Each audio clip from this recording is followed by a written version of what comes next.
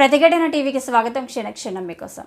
SC ఎస్టీలకు ప్రస్తుతం కల్పిస్తున్న రిజర్వేషన్ కోటాలో మార్పులు చేస్తూ వర్గీకరణ చేసుకునేందుకు రాష్ట్రాలకు అనుమతి ఇవ్వాలని సుప్రీంకోర్టు రాజ్యాంగ ధర్మశాస్త్రం తాజాగా ప్రకటించిన తీర్పులపై ఎస్సీ సామాజిక వర్గం నిరసన వ్యక్తం చేసింది.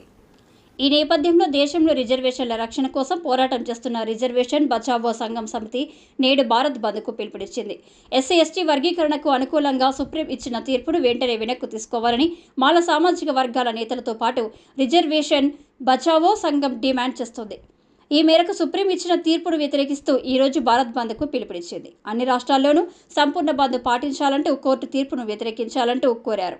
ఈ నేపథ్యంలో దేశవ్యాప్తంగా పోలీసులు భద్రతను కట్టుదిట్టం చేశారు. ఎలాంటి అవాంఛనీయ ఘటనలు జరగకుండా ముందస్తు జాగ్రత్తలు చేపట్టారు. ప్రభుత్వ ఆఫీసులు, బ్యాంకులు, స్కూల్స్, కాలేజీలు యథావిధంగా కొనసాగుతాయని సర్కార్ తెలిపింది.